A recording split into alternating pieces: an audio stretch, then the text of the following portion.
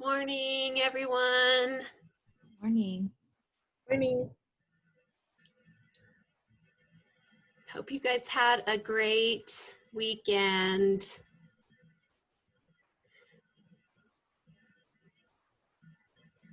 So I wanted to see if any of you guys had any questions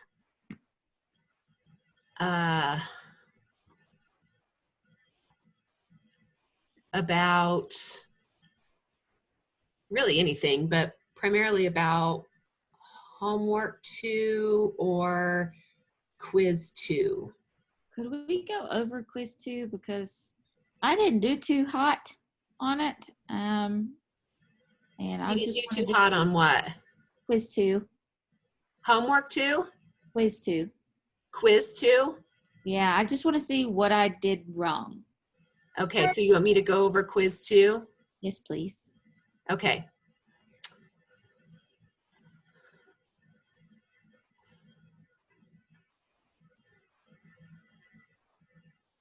Okay. Hang on just a second. Let me get it up.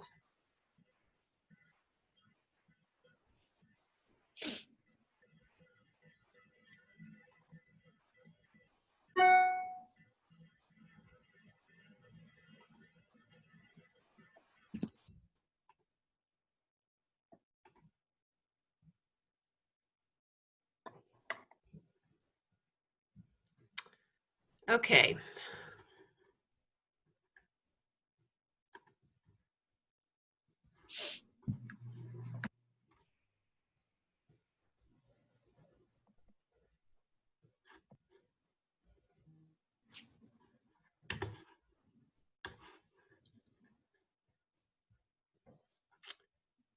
Can you see the blackboard? Yes. Okay. Okay, so in quiz 2, there's 2 research designs that you needed to read through, and then you needed to answer questions about it, okay? So in the first one, it's the study to study the effect of using supplemental testosterone during training on improvements of 1 rep max bench press performance. A researcher obtained a group of male 20 to 24-year-old gym members from a single local Bally's gym and randomly assigned them to either a treatment group, the weight training with testosterone, or a control group, weight training with a placebo. He then measured their pre-training and post-training performance on a 1 rep max bench press. Okay, so we measured it before they started the training program and the testosterone or no testosterone, and then he measured it post. Okay, so the researcher is blinded as to group assignments. That means somebody else assigned them. He doesn't know what group they're in. He doesn't know if they're in the testosterone group or the non-testosterone group. And the subjects are also blinded. Okay, so they don't know the pill they're taking. They don't know if it has testosterone in it or it doesn't have testosterone. Okay, so we look at this and we see random assignment. We see a treatment or experimental group and a control group, and we see a double blind. So, Rachel, what kind of research is that? Is it experimental or descriptive? That's experimental. Yes, so that's absolutely experimental. So we come down here, we can see this is a classic experimental, okay? It's not an epidemiological, that's a descriptive study. We know that epidemiological studies are descriptive. It's not a descriptive it's not epidemiological study. So we know it's not that. Quasi-experimental is when there's only one group, not 2 groups, and they divided the participants up into 2 groups. So it couldn't be quasi-experimental, so it had to be classic experimental, okay?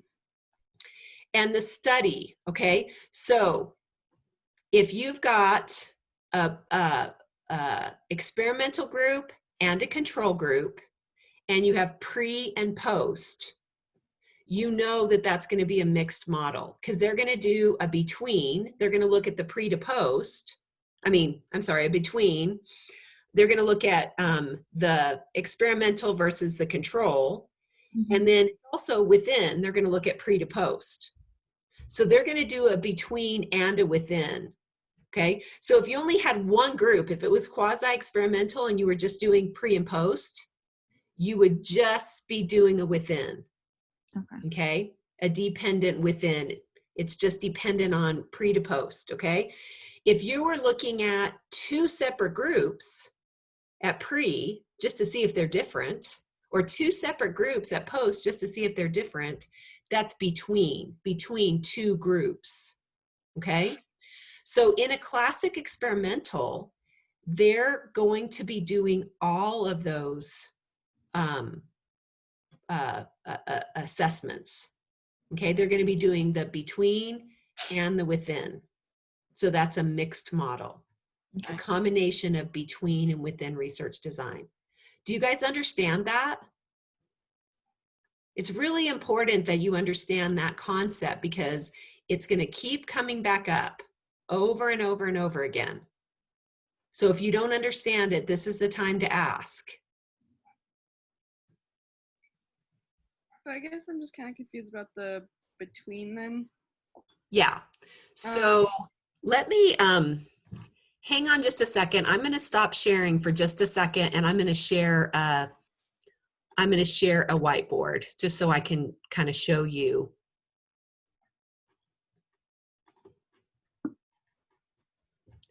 Okay. So, oh crap. Hang on just a second. Oh, I'll just use my pen. Okay. So if I've got an experimental group, okay, and I've got a control group. Okay, so I've got two groups, and I'm going to measure them pre.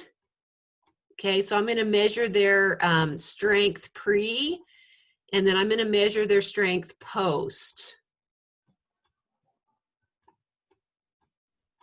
Okay, and then in the middle, I'm going to have my treatment. Okay, I'm going to have my treatment here, whatever that is. So in the experimental, okay, I'm measuring their strength. Okay, so I'm measuring their strength in the experimental and their control before we even start the study, right? Do you guys get that? So I'm going to do a raw measurement of, like, what was it, their 1 rep max bench press. So I'm going to measure their strength pre, okay? Then the experimental group, they're going to get the treatment. They're actually getting the testosterone. The control group does not, okay? And then I'm going to measure their 1 rep max at post. Okay, so say they weight train, they both weight train. We're going to control for the weight train. So they're both weight training, but only the experimental group is getting the testosterone. Okay, can you guys see that? Does that make sense? So this is a classic experimental design. Okay, so when we're doing the analysis on it, we can do some descriptive statistics. Like we could just say, what is the average bench press at pre? So we could get an average here. So we could say maybe their average bench press at pre is 196. So they bench press an average of 196 pounds at pre. And let's say the control group did 197 at pre. Okay. So we know that's the pre. And then let's say at post, the experimental group did 208. And the control group did 198. Okay, so now we have our data. These are just averages. Okay, so let's say, I don't remember how many it said. How many people were in it? Do you remember? Oh, it just says a group. Okay, so let's say there's 30 here and 30 here. Okay, 30 males, 20 to 24 here, and 30 males, 20 to 24 here. Only the experimental group is getting the testosterone. Okay, so what we're going to do is, these are just descriptive statistics. That's just describing the group, right? We could get an average age. We could say maybe the average age is 22.9. Okay, that's just descriptive statistics. That's just describing my population. Their average 1 rep max bench press was 196. Okay, that's all descriptive. Now, in order for me to tell whether the treatment made a difference, I have to do some inferential statistics. Okay, I actually have to do some comparisons. I have to compare these and see if they're different. Now, I'm going to actually do a comparison at pre between the 196 and the 197. I want to see if there's a statistical difference between the two groups. I randomly assigned them. Okay, so I had random assignment. So do I want there to be a difference? Do we want them to be different pre? Yeah, no, we actually don't. We want them to kind of be equal pre. So that's why we're doing random assignment. We're randomly assigning them, because if we just said, hey, are you willing to take testosterone? Then get in the testosterone group. That could enter bias, right? So we want to randomly assign them, and we don't want them to be significantly different at pre. Okay, but we're going to do this. This is a between. Okay, so this is a between measure. We're measuring between two separate groups to see if they're different. If they were different, then that might be a little bit of a problem. That could be error. Okay, so we're kind of hoping they're not different. If we have enough people, like if we have 30 or more people in the groups, we can be pretty confident that they're not going to be different. Okay, that's just kind of how it works out. And I'm going to tell you why this week, because of the normal curve, because of how data kind of normally distributes if you randomly assign it. Okay, so they're probably not going to be different here. So we're also going to measure them at post. We're also going to measure, is there a difference between the pre to the, the post experimental to the post control. We want to see, is there a difference between these two groups at the end? This is also a between. It's between two groups. Okay. Do we want there to be a difference here? I don't know. We might not want there. We might want there to be a difference. But if we're trying to see if this treatment made a difference, this is where it would show it, right? It would show, is there a difference? Okay, so we would do an inferential test. We're actually going to do something called a t-test. It's called a t-test. You'll learn about it later. I can't write very good with this pen, as you can see, kind of a 0 with the pen. Okay, so we're going to do something called a t-test, and you'll learn about that later. But we're going to see, is there a difference here? A statistical difference. Okay? And we may see that there's a difference here. If it showed that there was no difference, that would just say there was some error. Like right here, they actually were 1 pound higher, but statistically it might say, statistically, there's really not a difference between the two because of error, okay? But over here, you might see a difference. If you saw that this was significantly higher, then you could say, hey, this testosterone actually made them gain muscle mass, gain strength, okay? And it was from the testosterone made a difference in the weight training. These people gained a little bit, but not as much, not nearly as much, okay? We're also going to do a within. So we're going to measure from pre to post. We're going to see, was there a significant difference from pre to post? That's a within measure. We can do that in the control too. We can say, was there a significant difference from pre to post? Okay. So when you do a classic experimental design, this is a classic experimental design, you're always going to do a between. This is actually a dependent measure, and you're going to do a within. Okay. So you're going to do a within and a between. Are you with me? Okay, so the within, it's within one group, It's dependent on each other. If you do a between, it's independent. It's two independent groups. So between and within. Okay, I'll be going over that again. I'll be talking about it quite a bit, but this is an experimental design. Questions about this? Does it make sense? Sort of, kind of? What do you guys think? Yeah, kind of, no, It's okay if you're still here. Okay, we're going to keep talking about it. Okay, but you need to have this whole idea that we've got to measure in one group within pre to post, within one group pre to post, but then we actually have to measure between the two groups at pre and at post. Okay, so let's go back to the test.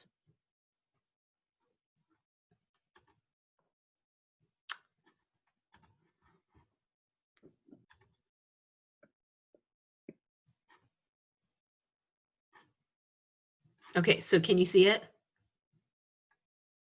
Can you see the test? Okay. Okay, so in a classic experimental design, you're always going to do a between and a within. Okay, if you had quasi-experimental with only one group, if you only had one group, okay, an experimental group that you were giving testosterone to and you were measuring pre to post, then you would have just been doing the within, because you wouldn't have had any group to measure between. If you only have one group, then you can't do a between. You can only do a within.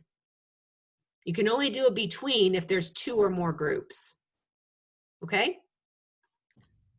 Okay, so is this applied or basic research? Could you apply the outcomes of whether testosterone helps? So let's say it ended up helping and made the people stronger. Could you apply that immediately? Yes, so it's applied research. Okay, the independent variable, okay, the variable they were manipulating was the testosterone and the training. Okay, they were actually holding the training, I'm sorry, they weren't manipulating training. They were holding the training steady. They both got the training, but the use of testosterone to assist training, that's what they manipulated. One group got it, the other group didn't. Okay, the dependent variable is the outcome measure. The outcome measure was the 1 rep max bench. Okay, so this is what they measured as an outcome. That's your dependent variable, where the thing they manipulated was the testosterone.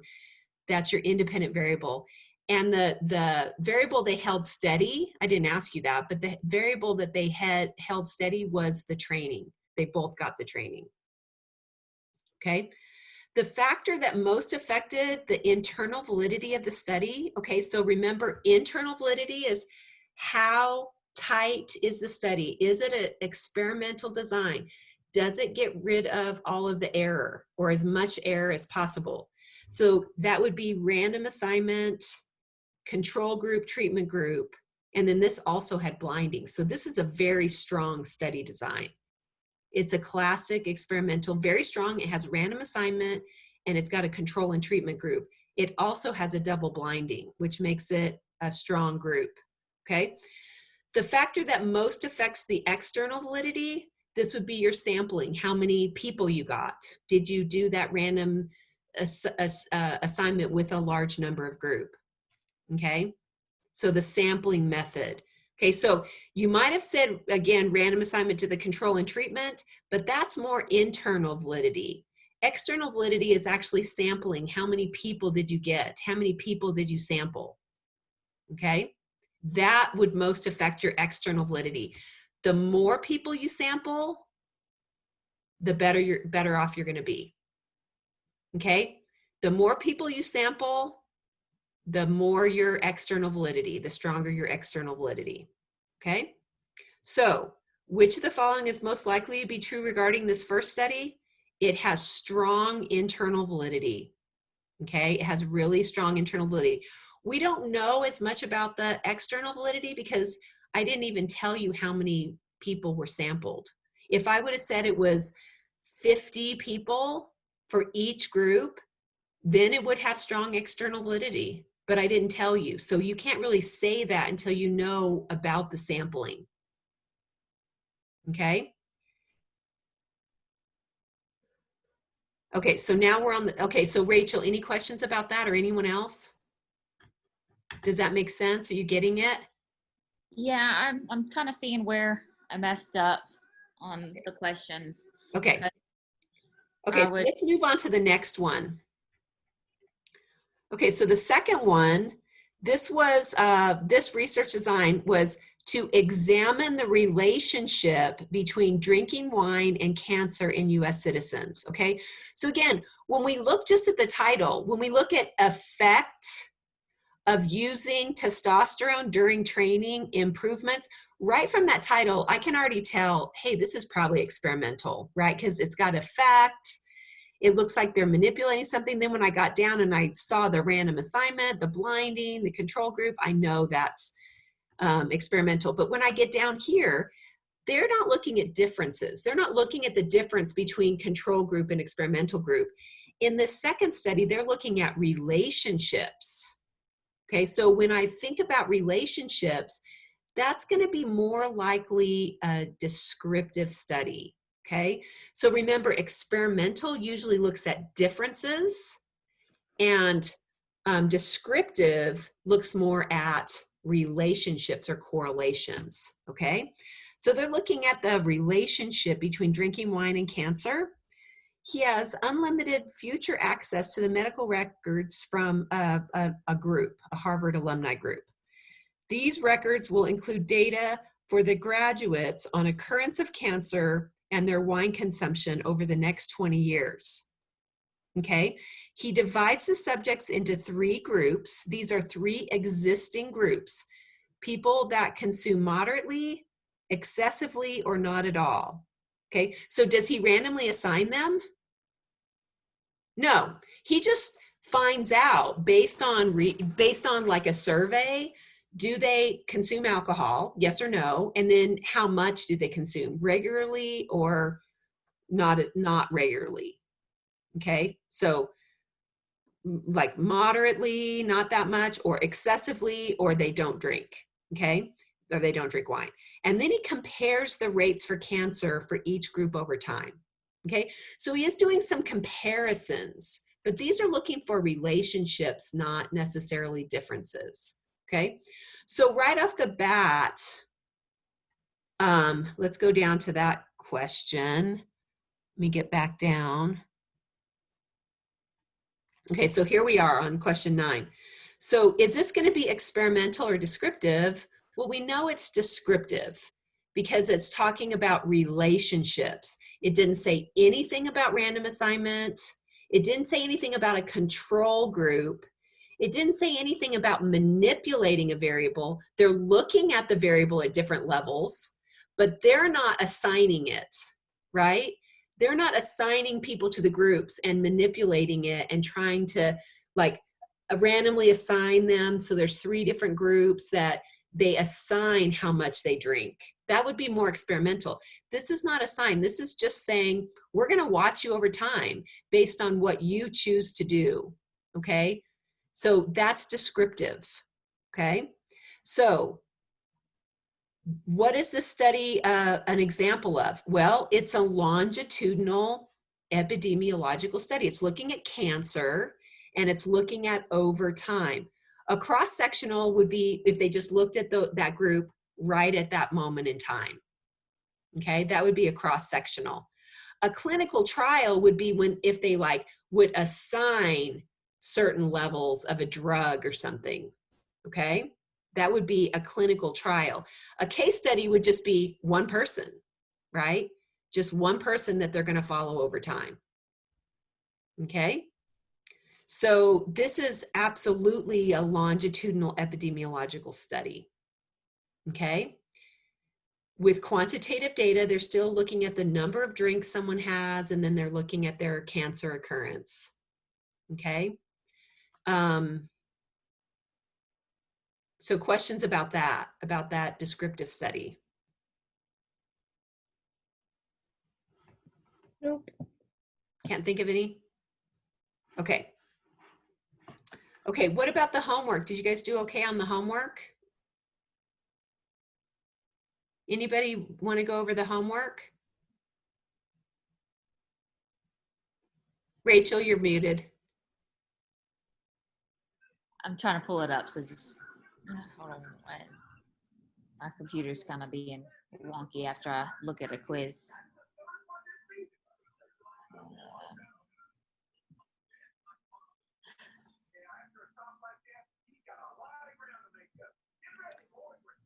Anybody else have a desire to go over the quiz?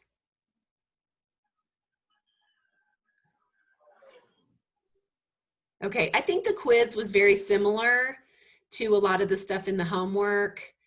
Still ask the same kinds of questions. So I'm just gonna keep moving forward, okay?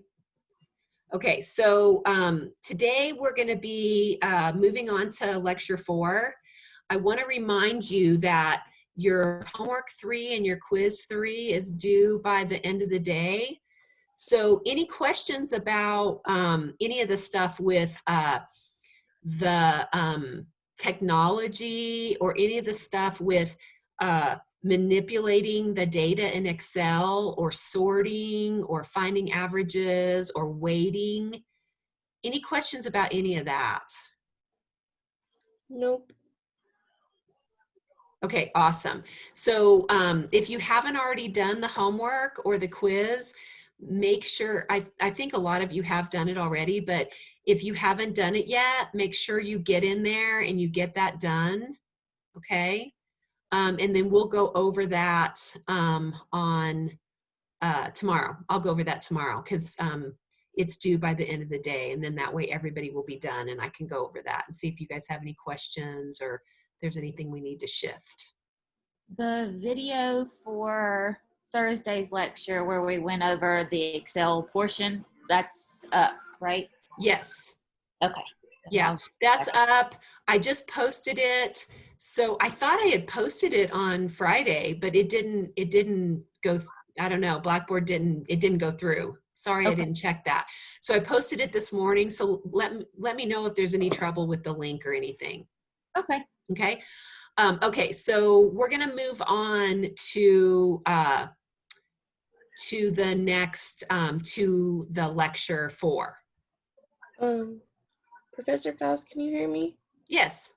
Actually, there is a problem with the video. I emailed you about it last night because I tried to watch it, but something happened where it said it was a duplicate of another video, so it was unavailable. Okay. Yeah, I'm looking at it right now and it's saying that exact thing.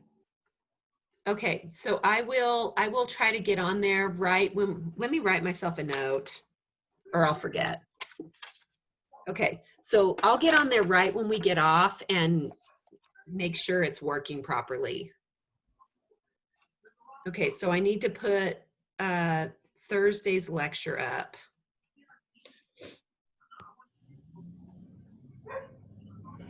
Okay, I will get that up right when we finish class today, okay? Awesome, thank you. Okay, so let me go ahead and do a screen share on our lecture.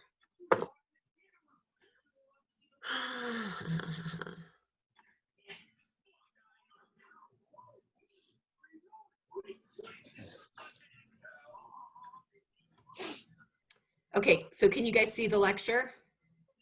Yes. Okay, awesome. So, and I've got my chat up, so if you have questions, either just raise your hand, say something, or put it in the chat, okay? Okay, so this next lecture, it's a fairly short lecture. So we're gonna go through the lecture and then I'll pull up practice homework 4, which is on sampling, okay? So this is on how do we sample, how do we get our group that we're actually going to be collecting data from and we're going to be doing analysis on, okay? So sampling is the selection of a subset of people from a larger population. So we can describe, so either get descriptive statistics and or draw inferences, do inferential statistics, so we can make inferences or decisions about a larger population, okay? So let's say that we wanted to make some decisions about, let's say that I wanted to make some decisions about the students in the School of Health Sciences and Human Movement. So there's about 500, let's say there's around 500 students in my school, okay? And I don't want to have to collect data from every single student. So let's say I don't have the time and energy to collect data from every single one of those 500 people. Or let's say even the whole CSU Pueblo population, okay? So we've got about 4,000 students. So let's say, let me say this. Let's say we wanted to have students rate the faculty from 1 to 10, and we wanted to do that for all the students at CSU Pueblo. We wanted to find out how our students rate the faculty, okay? But we don't want to have to survey every single person at the university, all 4,000 people, okay? Because it would be too time consuming and expensive, okay? So we decide to take a subset.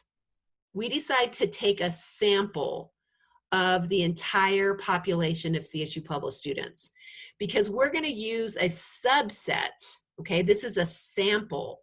We're going to draw a sample of students, okay, out of that whole large population, the whole population of CSU Pueblo, okay?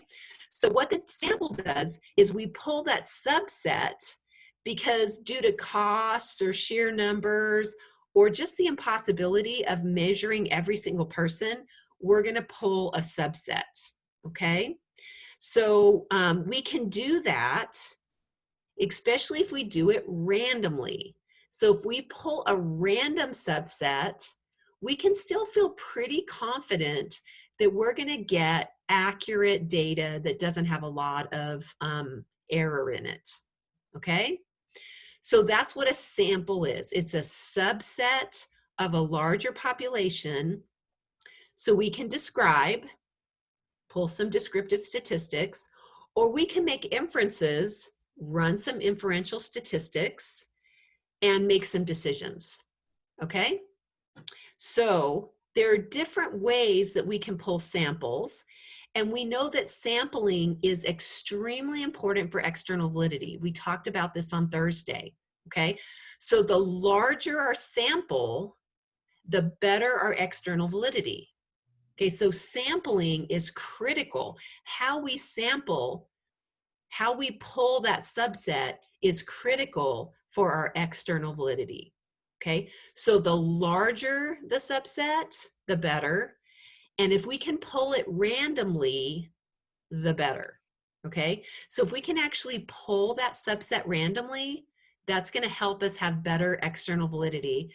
If we pull a large group, a large sample from the population, that's also going to improve our external validity.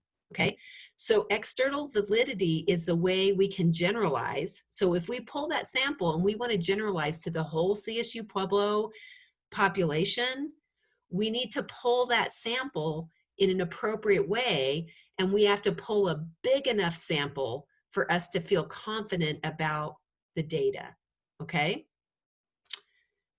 So pre-existing or convenient sampling has very limited external validity. So if I just say, you know what, I have really good, access to my students, so I'm just going to use them to do this. I'm only going to use health science students or health science and human movement students. Okay, well, if I use a convenient sample, that could have error, right? Because it's not random. So let's say, just for the sake of discussion, let's say that all the people in health science and human movement, all the faculty in my school are amazing. Let's say they're all like super good, okay? And then I only sample people from my school. Could that bias the outcome on their opinion about the faculty versus, let's say another school has not as good a faculty, Like students wouldn't rate them as high. But we only use my school because it's just convenient for me to get access to them. Could that create bias? Oh yeah, absolutely. Yeah, absolutely. So could I generalize that to the whole population of CSU Pueblo students? No, I really can't, because I'm trying to generalize, but I didn't get students from every single college. I only got students from my school, and my school is one school in a college. Okay, so my school is even a subset of the school, the college of health, education, and nursing. Okay, so I'm really biasing my data if I use a convenient sample. Make sense? So my external validity is really crummy. So if I use a pre-existing convenient sample, I've just limited my external validity. Okay, so true large random samples are the only way we can get good external validity, where we can really say that we can generalize to a larger population. So remember my example about saying, I did a study with 8 white guys that were over age 60. I really can't generalize because, number one, it's very, very small group of only certain type of individual, and they weren't randomly selected. So I don't have external validity. So you know how sometimes you hear on the news, you'll hear, oh, we found out that, eating eggs causes heart attacks. Well, that outcome or that research might have only been done with a really small number of people, right? And a small number of people that had a certain characteristics. They were all over the age of 60, or they were all only white, or they were all only Hispanic, or they were all, overweight or whatever. So, or they were all from a certain geographic area. So I can't really generalize. That doesn't mean I shouldn't do that research. I mean, doing the research with those 8 guys, I could maybe get some really good information from them, but I can't generalize it. I can only say, this is what I found in 8 white guys that are over 60 in the northern part of the United States. Okay? So I'm not generalizing. So I could have good internal validity, but I might have crummy external validity. So sometimes when you hear about those studies, you may realize that might not even pertain to me, right? That's good, interesting information, but I need to find out, who were the subjects? How were they selected? How many of them were there? For me to even say if that even makes a difference in my life, right? So I might hear that thing about the eggs, but it might not even be valid for younger people that are active. Who knows? Because we can't generalize without having a true large random sample. Okay? Is that making sense? Okay. So, sampling terminology, our population, this is our broad group of interest. Okay, so in my example that I'm giving you, this would be the whole CSU Pueblo population. That's going to be considered our population. All students at CSU Pueblo. The sample is a smaller subset. It's a smaller group that's selected from the population. That's your sample, okay? A parameter. The parameter is a descriptive numerical characteristic of a population. It could be a mean, a median, a mode. It could be a variance. It could be a standard deviation, okay? But if you have a statistic from a sample, it's considered a parameter. So if I get the average, if for some reason I know the average of the sample, let's say for some reason I did know the average, that would be considered a parameter, okay? Most of the time we don't have parameters. That's why that's what statistics are all about. If we had the parameter, we don't even need to draw a sample. Like if we have all the data, if we have the average already from the population, I don't even need to do statistics. I don't need to infer anything. I already know, okay? But if I don't have that parameter, which is most likely you don't have the average of people's opinion about the faculty, You have to draw a smaller subset, which is a sample, and then you would get the averages. I would get the average rating. That would be considered a statistic. Okay, so the sample is a single measure of an attribute. I'm sorry, a numerical characteristic or a measure of an attribute from a population. A statistic is a measure of an attribute from the subset.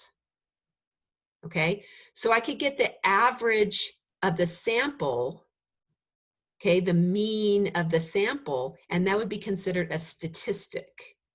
But if I got the mean of the parameter, that would be, the mean of the population, that would be considered a parameter. Okay, it's super important that you know the difference between these two. A parameter is a numerical characteristic or a descriptive statistic of a population, the whole entire group. Okay, a statistic is a measure or a characteristic or an attribute of the subset of the sample. Okay, do you see the difference? So like would the parameter be like if you took all of CCP and found like the mean, and then the statistic would be if you just took them from like the health science group and did the mean of that? Right, so we could do this. We could get, let's say we wanted to see if health science students have a higher GPA than the general population at CSU Pueblo. Okay, we know everybody's GPA, it's in the computer. I can get an average GPA at CSU Pueblo very easily, okay? That would be a parameter. Okay, so if I calculate it and it's in it, like all I have to do is go into, I've got access to institutional research. I could tell you what the average GPA is at CSU Pueblo. So I find that that's a parameter. Then we would look at health science students. There's around 200 health science students. We could draw a random sample. Let's say we drew 50 people out of health sciences. We drew a random sample of health science students, okay? And then we looked at their GPA. We got an average GPA for those 50 students. That would be considered a statistic, okay? Does that make sense? Okay, and then I could do some inferential statistics, because let's say that I find out the average GPA at CSU Pueblo is a 2.9, okay? And let's say I then draw a random sample from the health science students, and I draw 50 people, and I find out that their average is a 3.0, okay? That's a statistic. Then I can compare the statistic with the parameter. And I would do an inferential test. It's called a t-test. And I would compare those two. And I would see statistically, is the 3.0 higher than the 2.9? Then if I did that statistical inferential test, then I could say with confidence, with 95% confidence, if I set a 95% confidence level, I could say, I'm 95% confident that health science students have a higher GPA than the general average student at CSU Pueblo. So I've compared the population parameter average GPA with the sample statistic average GPA. And I've compared those two, and now I can say whether it's higher or lower with confidence, statistically. Okay, questions about that? Anyone? Anyone confused about that? Okay, good. So you've got to know that. Super important. Here's a video for you to watch about sampling versus convenient sampling. So it's pretty short. I think it's like 6 minutes, or I don't know.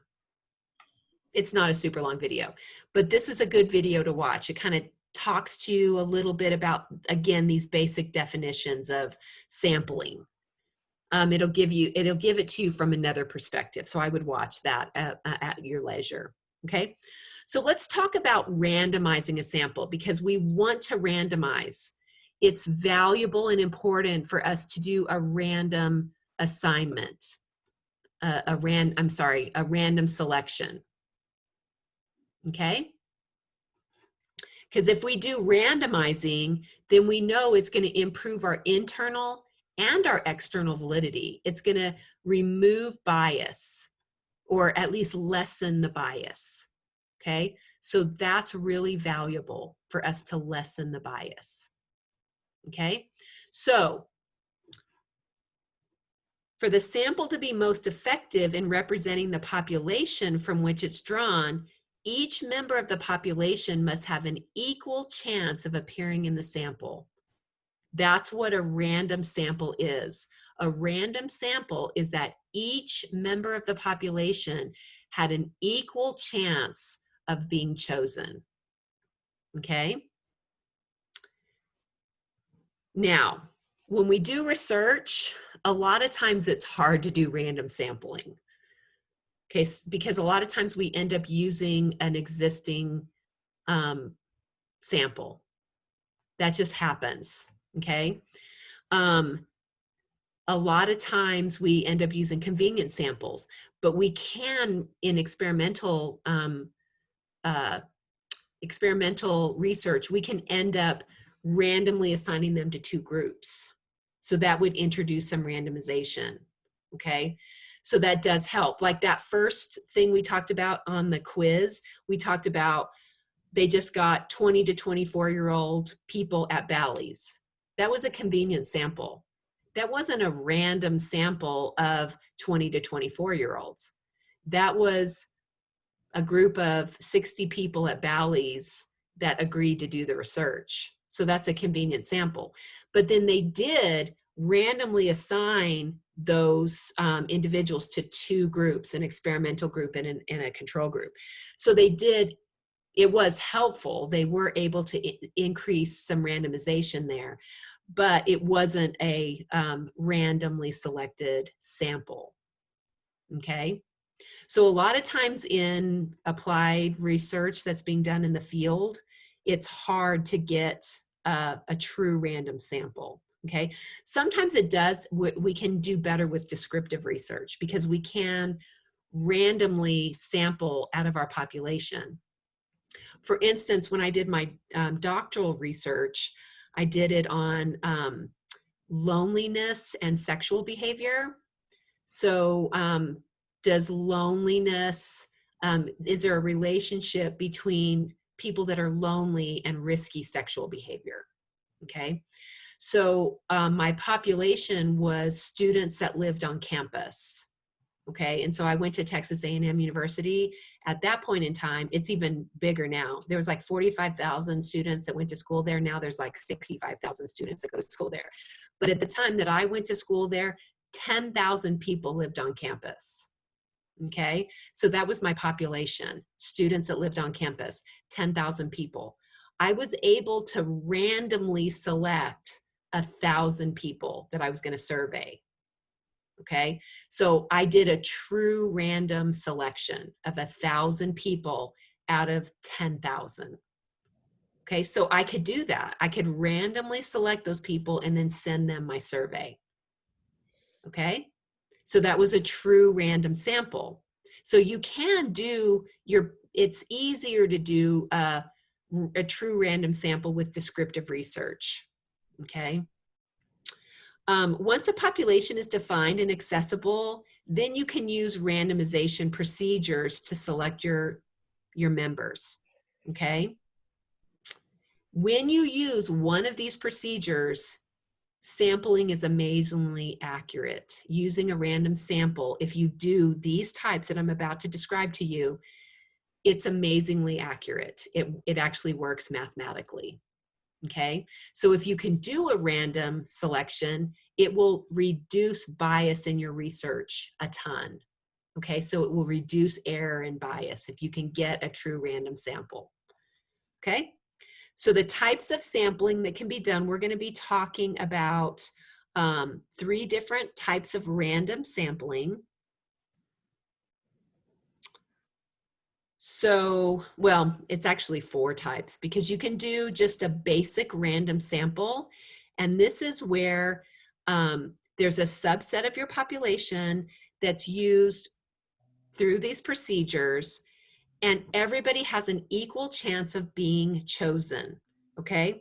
So a basic random sample, that's where you would, for instance, you could just take everybody's name, put it in a hat, and select out of a hat.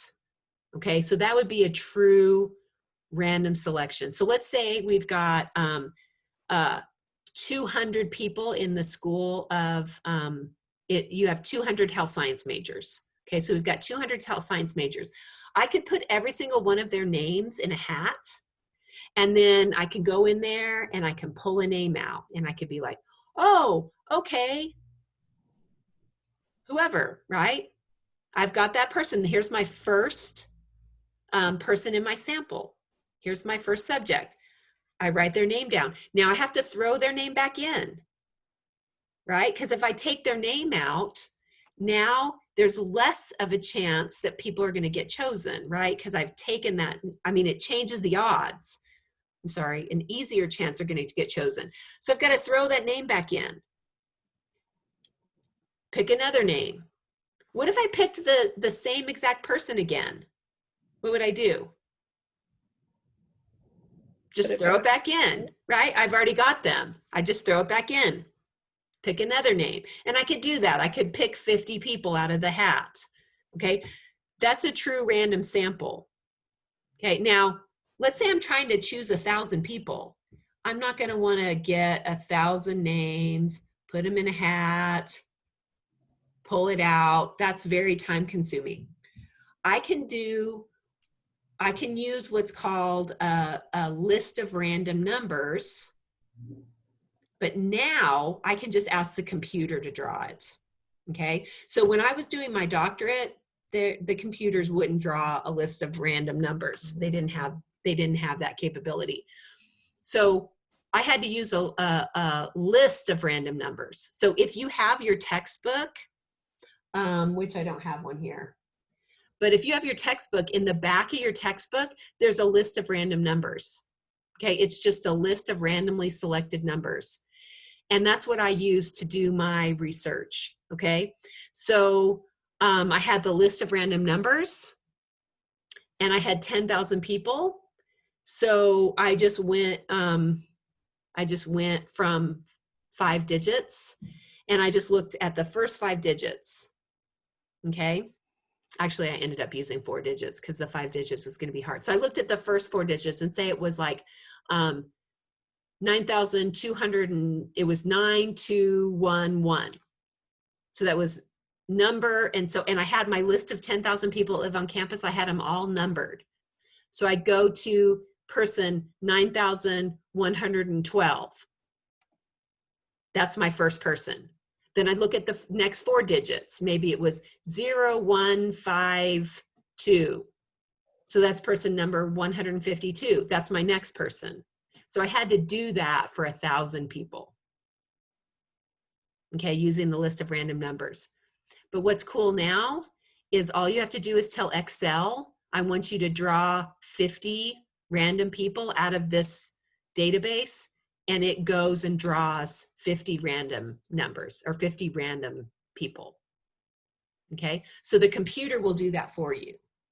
It's an awesome thing. You don't have to do it all by hand. Okay, but it's just each person has an equal chance of getting chosen. That's a basic random selection. Okay, are you guys understanding that? Mm-hmm. Basic random selection. Okay, so there's some other ways you can do random selection that's more specified. I actually did a more specified sample too. Okay, I didn't do just a true random sample for my doctoral research. Okay, I actually did a stratified sample, and I'll talk about that later, but you could do a systematic sample. I didn't do a systematic, I just did a true random sample. But to make things easier, I could have done a systematic sample. The systematic sample is saying, like, I wanted 10% of my population. I had 10,000 people. I wanted to draw 1,000 of them. That's 10%. I could have just identified the 10th person. So I could have just gone to my list and I could have gone to number 10, number 20, number 30, number 40, all the way through my list. And that would have been a systematic sample. Okay, I just draw every 10th person. Or let's say I didn't want 10%. Let's say I just wanted 500 people. I could have drawn every 20th person. So I just go to number 20, boom, you're my number 1. Number 40, boom. Number 60, boom. Okay, that's considered a systematic sample. You're just, it's still fairly random, but you're doing it systematically. Every second person, every 20th person, every 10th person, depending on how big you want your sample to be. Okay, makes sense? Mhm. That's a systematic sample. Okay. A stratified sample, I actually did a stratified because I wanted to make sure I was going to use ethnicity as one of my variables. So I wanted a stratified sample because I wanted to make sure I got a population that looked, I mean, my population and my sample looked alike. I wanted to be able to draw a random sample that looked like my larger population in ethnicity, okay? So if I would have just done a true random sample, it might not have represented necessarily my larger population well. At the time, I think at A&M there was only about little over 3% of the students were African American, and a little over 1% of the students were American Indian. And then it was also a low percentage were Asian. So I wanted, or identified as that. So I wanted to make sure that I got enough people in my sample that I could analyze those ethnicities and have enough people.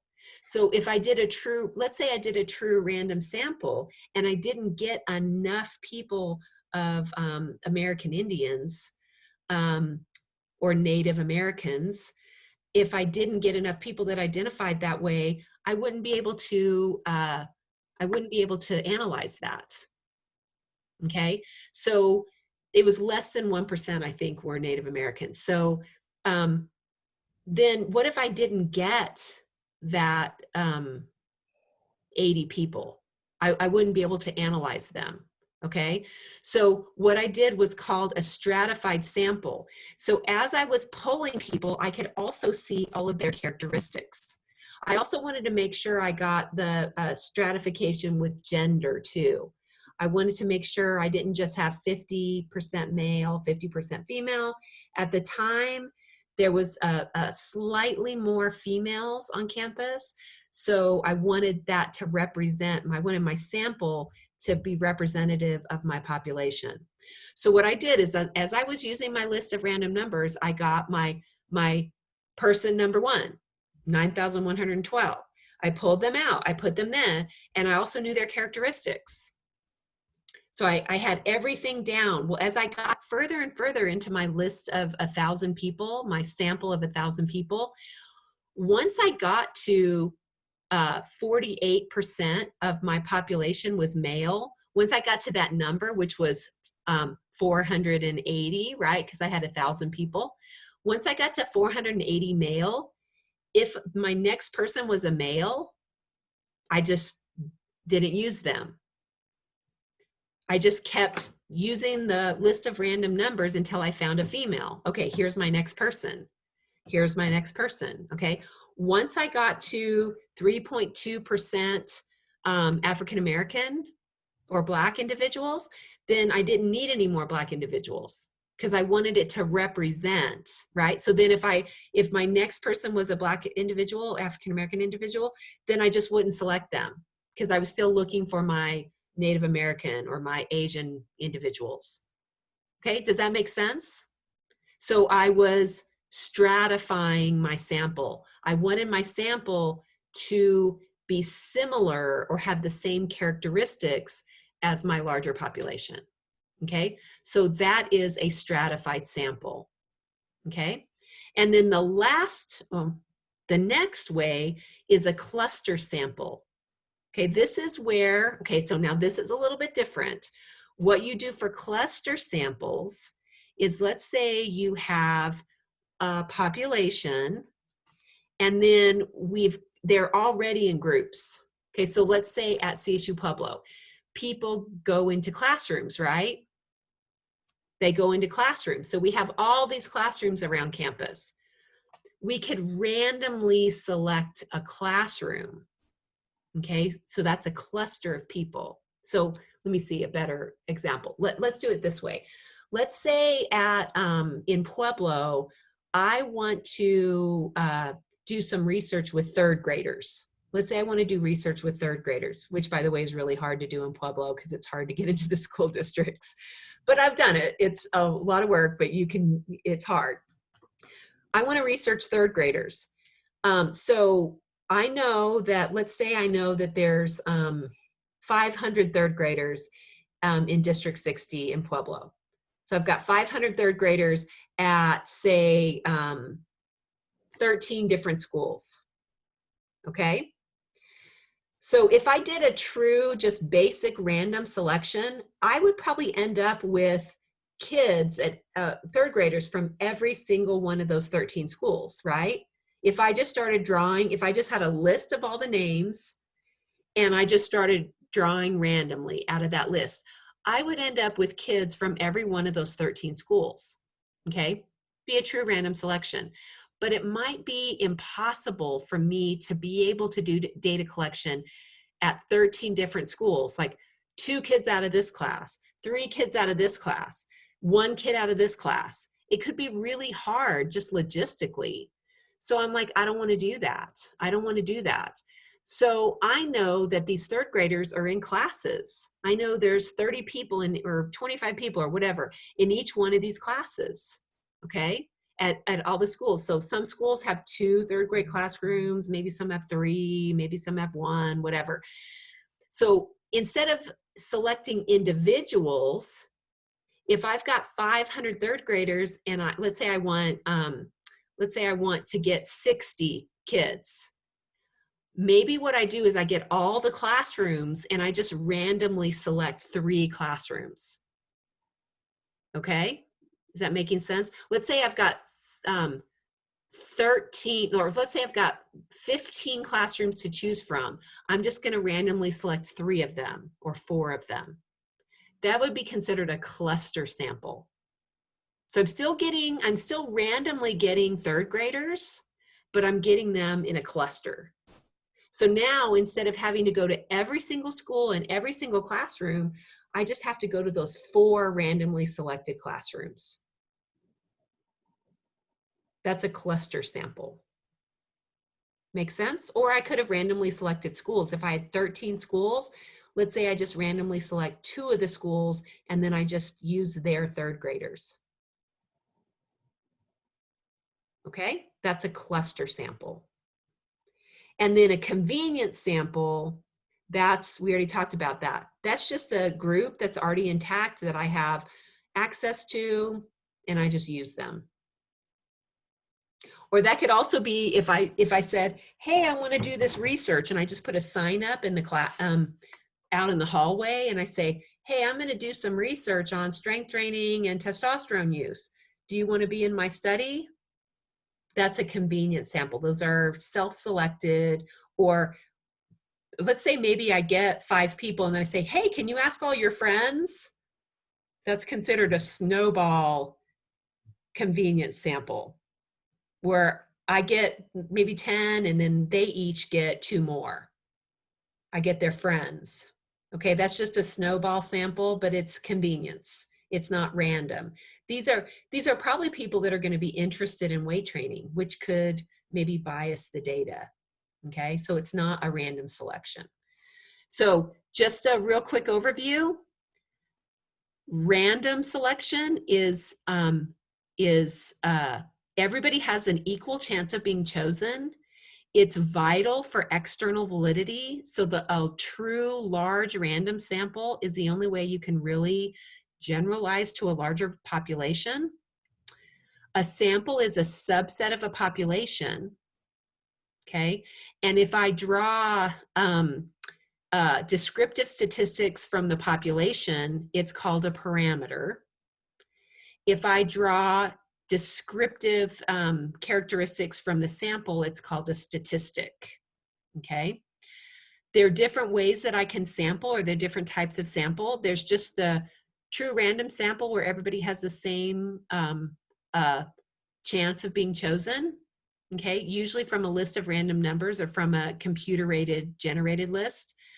I can do a systematic sample every 10th or every 5th or every 50th, whatever, of a list. I can do a stratified sample where I randomly select so my sample looks like or represents the same characteristics as my larger population. Or I can cluster sample where I randomly select groups out of the population. Or I could use a convenient sample because that's the only way I can get access to a group of people to do research. So these are a subset, but they're self-selected.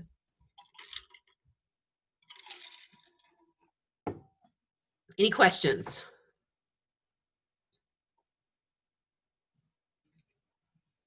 Okay, so how do we know that this works? Because if it's truly randomized, then it has the data fall into a normal distribution. So if I actually use one of these randomized methodologies, it does fall into onto a normal curve. It normally distributes. Okay, it's mathematical. Okay, it works if I actually use a random sampling method.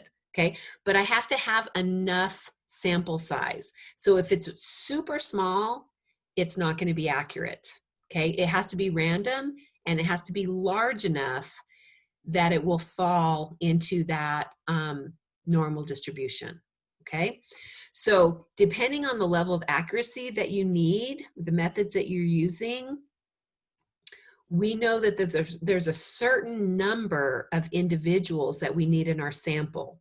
Okay, so if we look here at the different kinds of research, okay, descriptive research, so descriptive group or epidemiological research, you have to have 10% or more of a large population, or you need 20% or more of a small population.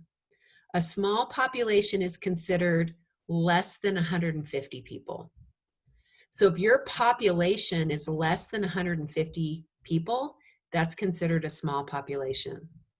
Okay, so let's say that I wanted to measure I wanted to sample from all of the exercise science students.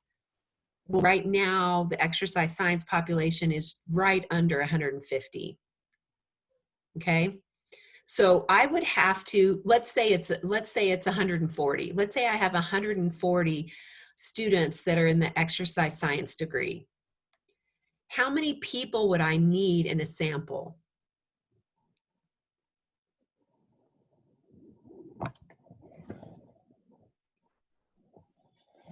So if there's 140 in the population and I need 20%, how many would I need? Come on, you guys, simple stuff.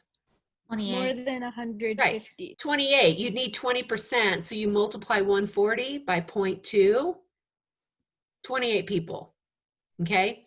So you need 28 people to get to your 20%, okay? But I can just tell you on the outside, you should get at least 30 people if you can.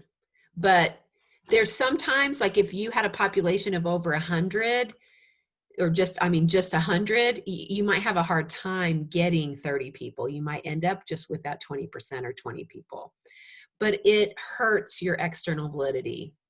Okay, if you end up with like 10 people, it ends up hurting your external validity. Okay, If you have a large population, 10%. So let's say I had 1,000 people in my population.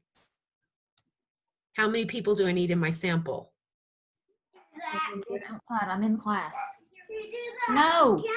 How many would I need? Get outside. 100. Okay, so I would need 100 people. 10%. Okay, are you with me?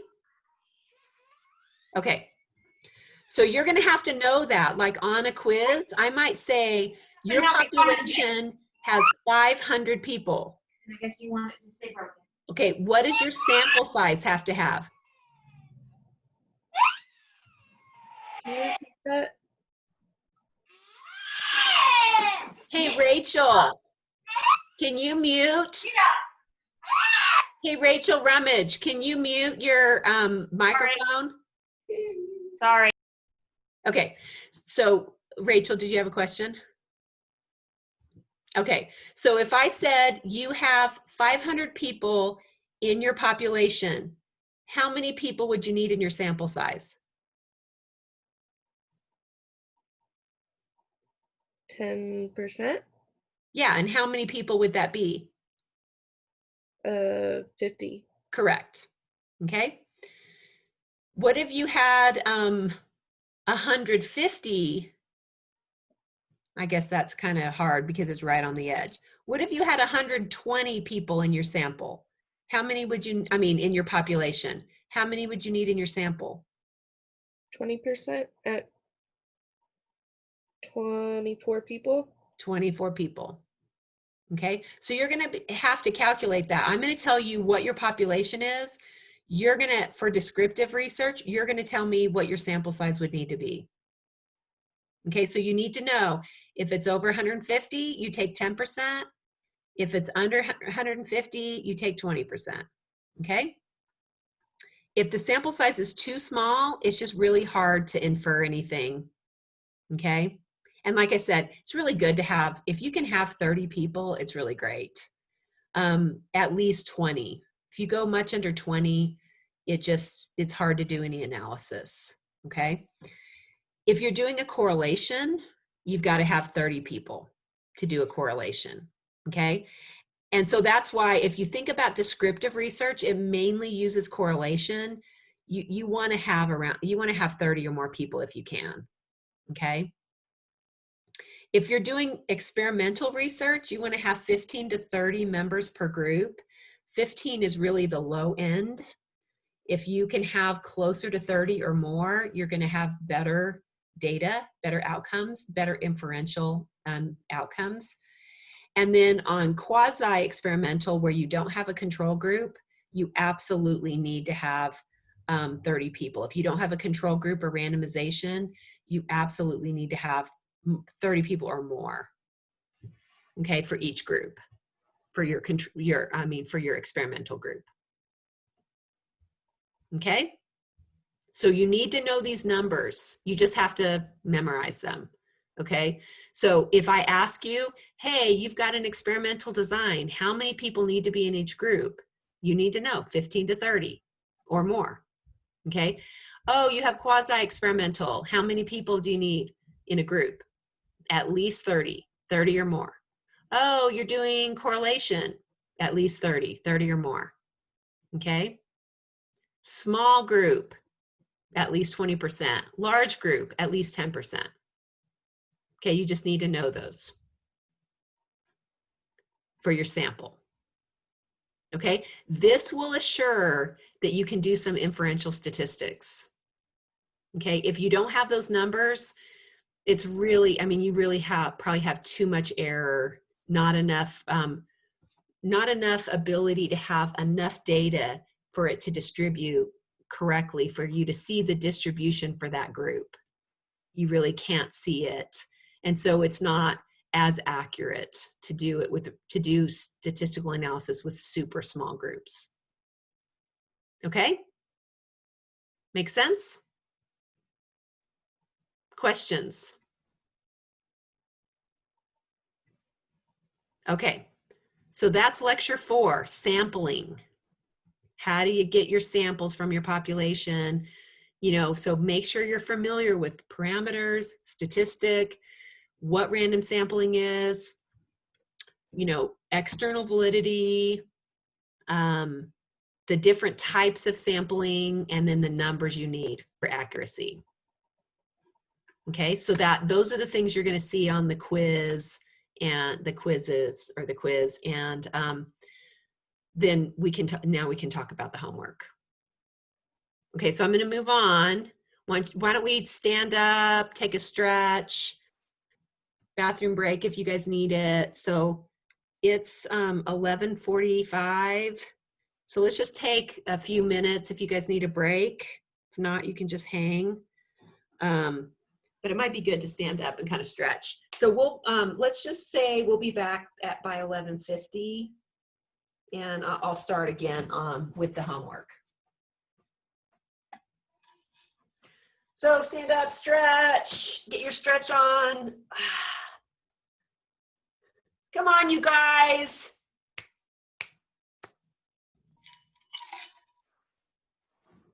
I lost you. Stand up and stretch.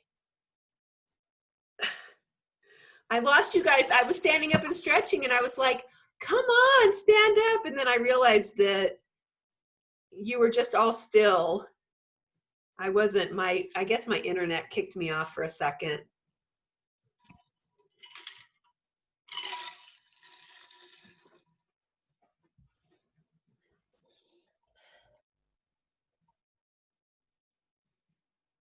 Are you guys on the internet?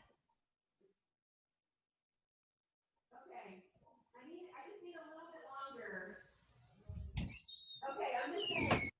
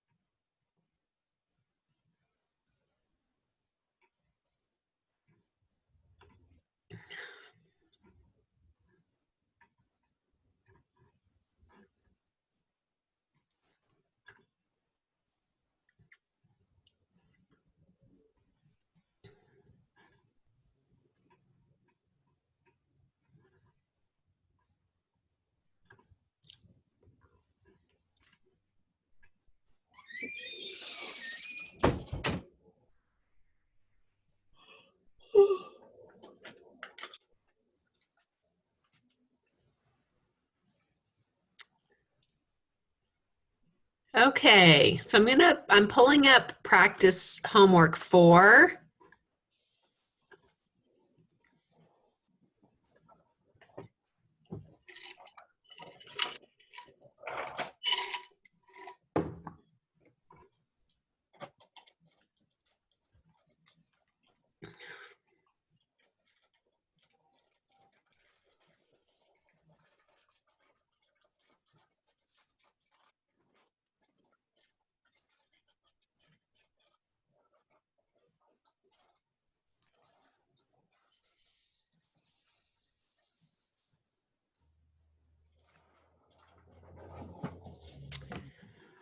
Okay.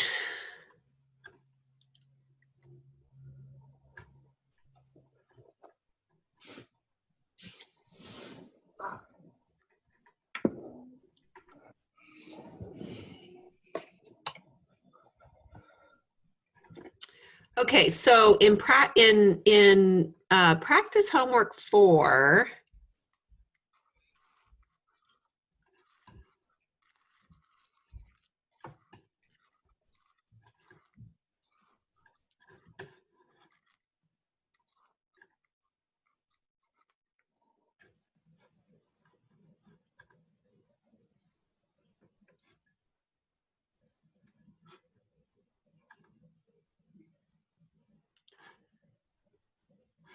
Okay, can you guys see my Blackboard? Okay, so in practice homework 4, I'm going to give you a database, and you are going to be doing some sampling and then some analysis, okay? So what you're doing is this data that I'm giving you, you're going to assume that that's the population. Okay, that's your larger group, okay? And so in this population, what you're going to be doing is finding some parameters, and then you're going to be pulling some samples and then finding some statistics, okay? So the database that I'm giving you is the entire population. So from that population, you're going to find their height in inches, their gender. You're going to determine, or the, oh, I'm sorry, you're getting the height in inches, you're getting gender, you're getting their involvement in varsity athletics, and then you've got their home area, whether they're from Pueblo, Colorado Springs, Denver, rural Colorado, or they live out of state, okay? Now remember, all of these things, the gender, whether they're an athlete, a varsity athlete, or where they live, all these are categories, okay? So you can't necessarily find, like if we identify females by 1 and males by 2, we could get an average, but it's meaningless. Okay, so what if I did an average and it's like 1.2? Does that really tell me anything? No, because there's no such thing as a gender 1.2, okay? So we know that people are either identifying as female or identifying as male, okay, in this research, okay? So like their home area, we've got, if we use 1 to identify Pueblo, 2 to identify Colorado Springs, 3 Denver, 4 rural Colorado, 5 out of state, I can't find if I found an average of those 5 numbers, does that have any meaning to it? No, the average has no meaning, okay, because this is just a category. This is just categorical data. So I could find the percentage of the people that live in Pueblo, the percentage that live in Colorado Springs, and the percentage in Denver, and that would be meaningful. Jordan. What if you numbered like 1 for like city areas and then 2 for like rural areas, depending on if you were in state or out of state, and finding your average of that? No, it's still meaningless because it's still just a category. Okay, so if I got like a 2.3, what if I assigned it? I could assign it any number. How would I know? Should I do rurals 1 and city 2, or city 1 and rural 1? It's just categorical data, and categorical data cannot be analyzed inferential. It's Okay. only a way for us to divide our group up. That's all it is used for, okay, in inferential statistics.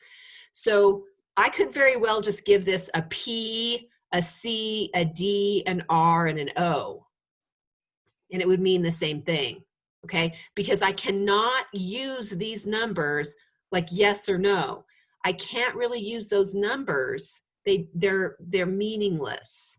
I only use this categorical data in order for me to divide my group up, okay?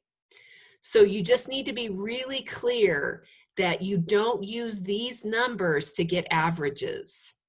Now, what about height in inches? Can I use height in inches to get average? Yes, because it is continuous data, okay? Somebody that's 60 inches is twice as tall as somebody that's 30 inches, okay? But somebody that lives in Colorado Springs isn't twice as much as someone that lives in Pueblo. You see what I'm saying? You can't really use these numbers in the same way because all they are is representing something. Okay, they're not, 1 isn't meaningful for Pueblo. You could as easily as given it a 5. Okay, So I just want you to be really clear on that. You don't ever run averages or sums or standard deviations or anything on categorical data. It's meaningless, okay? But you can run it on quantitative data that is measuring a characteristic that has a true 0 point, or that there's equal distance between the numbers, okay? That it has meaning to it. Okay, so you're going to get all this data, and I'm about to pull that up, okay? So, and I've attached the data for you. So in the data, you're going to calculate the parameters. You're going to calculate the entire population height average. Okay, so that's a parameter because the data is your full population. So the entire population height average, this is a parameter for the population, okay? Then you're going to be able to do some sampling techniques. We're going to do some sampling. We're going to do a systematic sample, a true random sample. Of course, we're going to do 20% because it's there's less than 150 people in this population. We can also do a cluster sample, and we're going to do a stratified sample. And then we're also going to use a convenience sample, okay, which are our athletes. So once I do all of these different techniques, then I can come back and answer my questions. I can actually make some inferential answers, okay? So let's look at the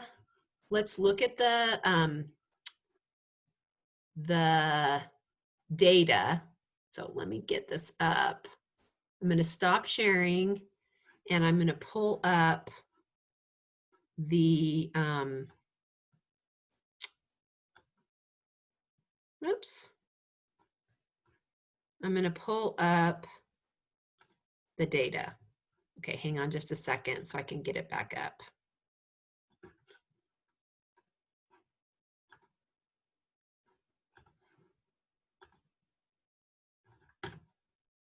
Okay. Hang on, let me get my chat back up just in case you guys chat with me.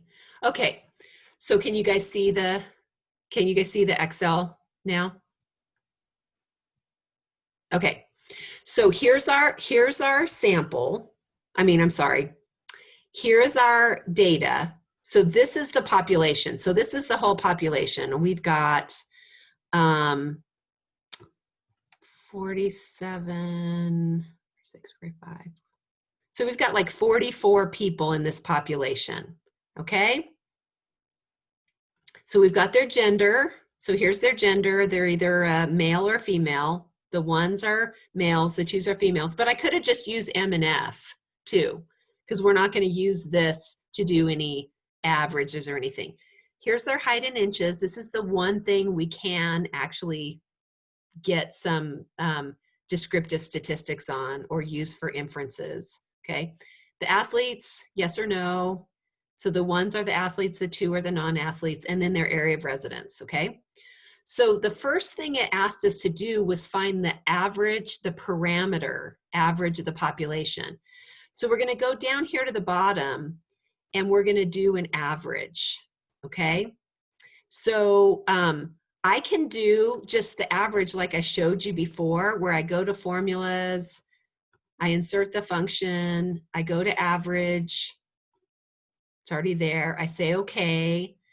It's wanting to do D4 through D47, so I take a look to make sure that that's right. I know it's D4 all the way down to 47. Yep, that's correct. So I say okay, and I see that my average height is 68.48 or 68.5. Okay, so this is my average height. Okay, another thing that I can do that actually gives me a lot more information is I can run something called a descriptive statistic. Okay, I can run descriptive statistics. Okay, so the way I do that is I'm going to use that data analysis tool that I talked about last week. So I'm going to go under my data tab. So that thing that I just did was the formula tab. So remember, it had all those different formulas that I could use. I'm sorry. It had all those different formulas that I could use. These are my most commonly used ones, but has all those different statistical formulas that I could use.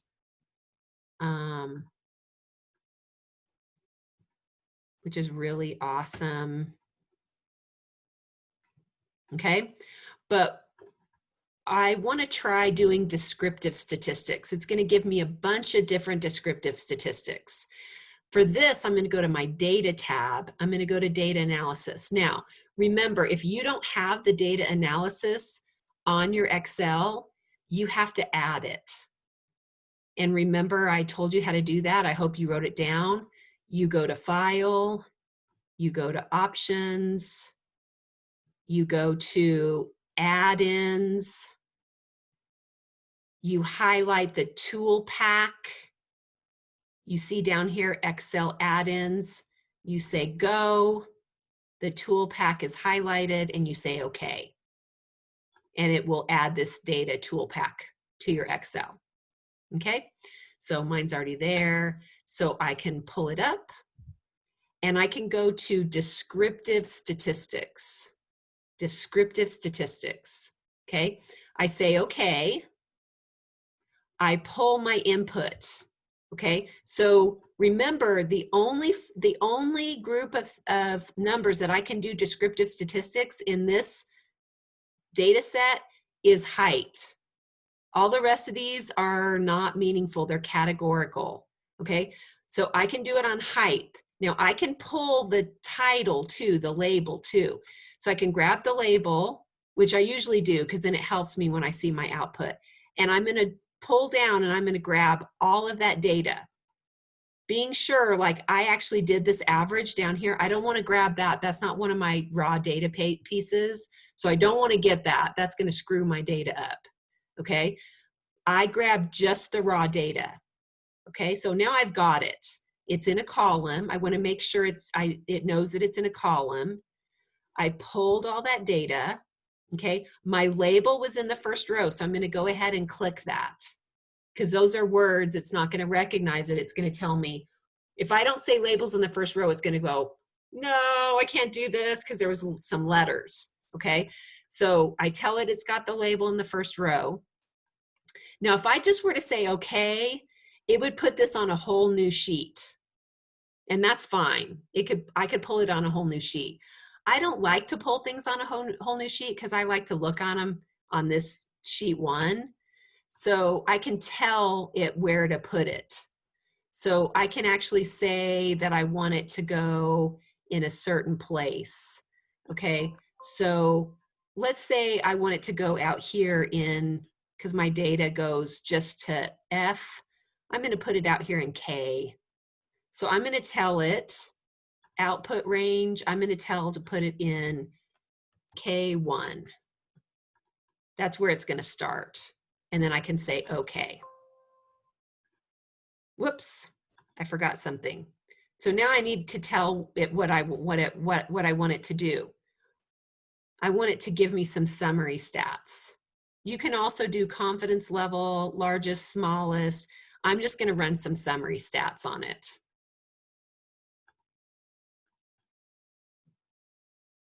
Okay, so here's my summary stats. It's telling me the mean of height was 68.48. So it's exactly the same as when I ran it individually, 68.48. You know, it's the same exact thing. But it's also telling me my standard error, my median, my mode, my standard deviation, my sample variance, my kurtosis, skewness, the range, the minimum, the maximum, the sum, and the count. Okay, so it's giving me all these descriptive statistics. It's just describing that array of data. Now, because this was on the entire population, these are parameters. Okay, these are parameters. because I'm considering this my whole population. This is not a sample. Sometimes when I give you data, I'm going to tell you this is a sample. Okay, then you'll already know that's my sample. And then when you pull these stats, they're going to be statistics. Okay, but because I told you this was the whole population, these are parameters. Okay, making sense? Okay, so my first question on the homework was, what was the average height? 68.48. Okay? Okay, so then the next thing that it was asking, does anyone have the homework, the sample homework up? Otherwise I have to click all around.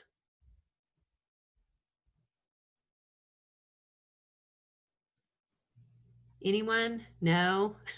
Could someone pull it up for me? Go into the module and do practice homework. What is this? 4. Practice homework 4. It's in module 2. Go to module 2, go to practice home, click into module 2, and then go to practice homework. Did the convenience sample produce an accurate statistic? Why or why not? Well, go to the instructions first. Okay. So the instructions are actually right at the top. What does it say to do?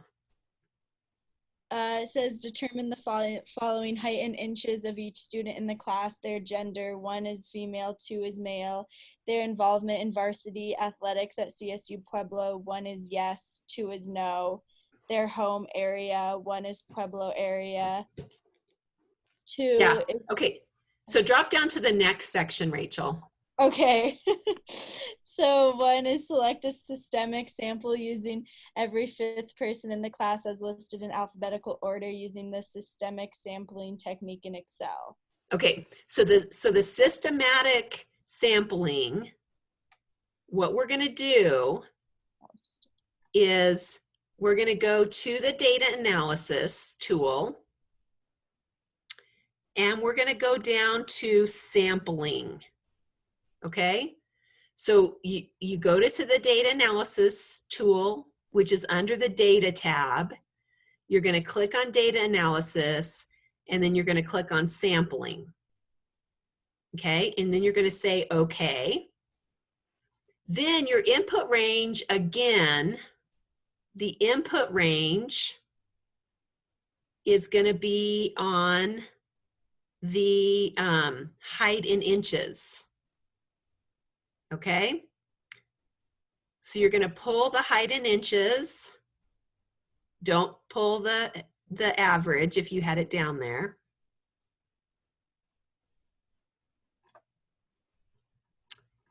You're going to tell it it's got a label there. And then, so it said a systematic. It was a systematic random sample, Rachel? The systematic? Sorry, I was muted. Yeah, systematic. Okay, and then, so that's what's called periodic. So how, It has and, that in parentheses. yeah. So tell me again, at what level? Using every 5th person in the class. Okay, so there was 44 people in the class, right? Okay, so you would divide that by 5 to know what every 5th person was, right? So what's 44 divided by 5? 8.8. 8.8. So we can't sample 8.8 people. How many will we sample? 9. Yeah, 9 people. So we're going to go ahead and say, select every 9th person. I'm sorry. Select every 5th person. And we should get nine people, right? Mm-hmm. Okay, so the period is every 5th person, right?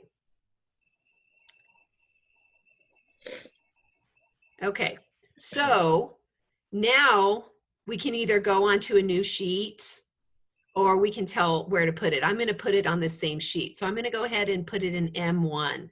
So I'm going to go down to the output range, and I'm going to put it in M1. Okay, so here's our, this is our systematic random selection, okay? All I did was I had it select every 5th person. So there's 1, 2, 3, 4, 5, 6, 7. Well, it only did 8 because it hadn't reached 9. So I probably would have told it to do 9, but it selected every 5th person.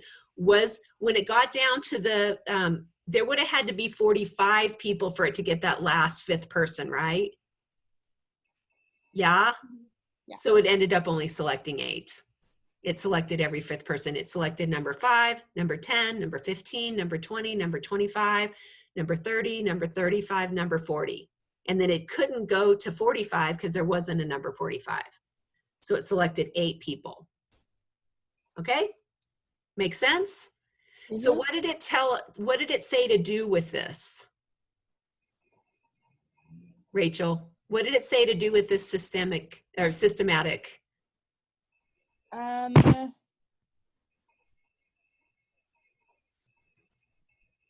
was the first so the questions, which sampling technique procedures most accurate? I'm not sure what the question, should I read So the it looks like question? you have to do multiple sampling techniques, and then to answer the questions on the bottom after doing the different sampling techniques. Oh, so we were supposed to do a sampling technique before we drew this sample. No, so that was one of them, and then that was number 1, and then number 2 is a different sampling technique, and number 3 is a different sampling technique. Okay, so let's do that. Let me insert one cell here so I can say, oh, didn't mean to do that. But anyway, this is our systematic, right? Okay, what's the next one I have to do? Random sample. Okay, so we're gonna just do a true random sample, okay? So we go back to data analysis. Go back to data analysis. Back to sampling. Okay, so this time I'm just going to do a random, just a true random sample. Okay, so, and it's the same input range. It just, you know, it'll pull the same input range unless you go input something different. And this is the input range we want. Now, this is a true random sample. This has 44 people. So what percentage of the people do we need out of the 44? What did you just learn in the lecture?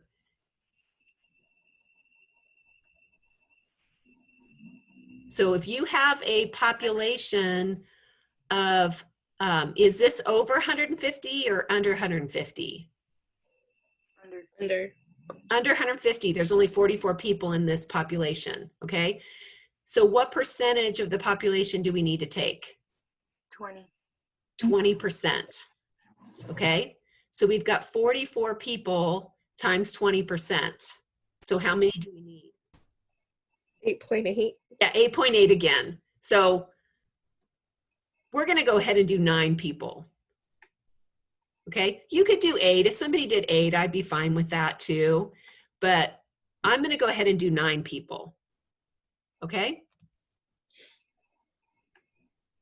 So I tell it 9. I want to put it in 20%. Pardon?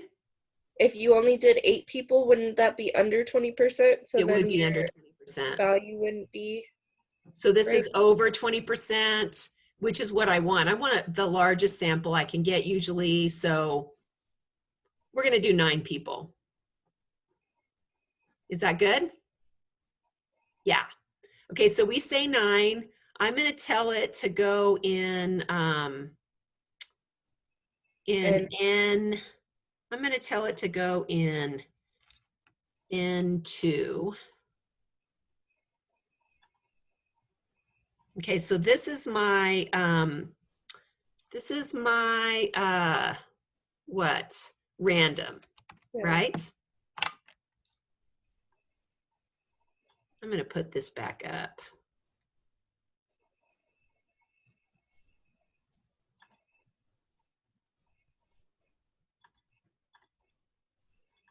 Okay, what's the next one? Cluster sampling technique. So it's the cluster or the, let's don't do the cluster. Let's do the next one. What's the next one? Stratify your population by gender, then randomly sample 15 students within each gender. Okay, so let's do that. So we have to sort now, right? So we've got to sort them. So we're going to capture all of our data.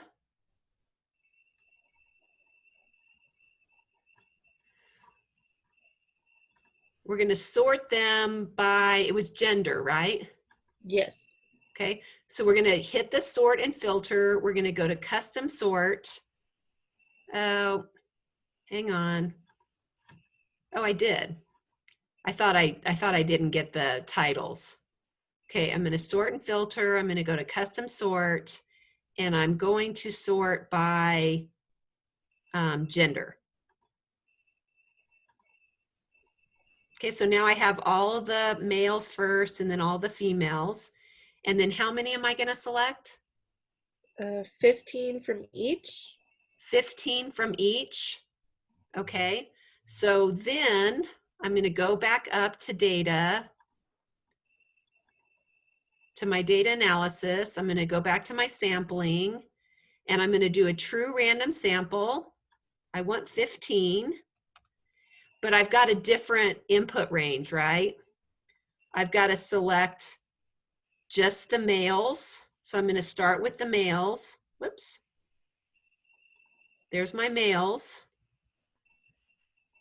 One more down. Oops. Yeah, good catch.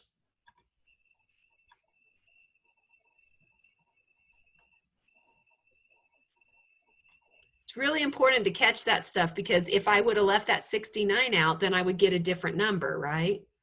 So it's really important to make sure you get all the data. Okay, we're selecting 15, and then where am I at? LMN, I'm at O, right? O, yeah. So I want to put it in O2. You also don't have a label on this one. Oh yeah, thank you. Oh, you're helping me, Jordan. Okay, so if I would have left the label in there, then it would have been cattywonker, right? So I just want the data. Okay, so I've got the data. This is for the males. So this is males. And then I'm going to do the same thing for females. So for the females, I'm going to go back to data analysis. I'm going to go to sampling. I'm going to go to random sampling. I'm going to go back to my data, and I'm going to select my females.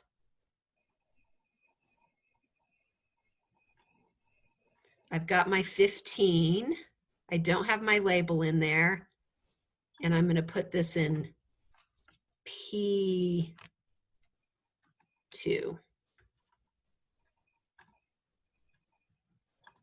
Okay, so now here's my female data. Okay. Okay, now what else? Calculate an average height for each gender sample and then average those together for an entire population sample. Okay, so that's easy. I just do formula, average,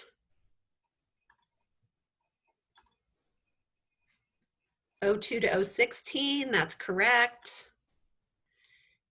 Then I can just copy that since I have the average in there, and I can put it here.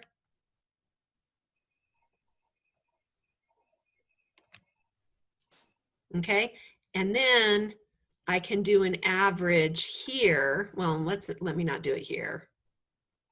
Yeah, I'll go ahead and do it here. So then I can do an average here, where I do an average, and my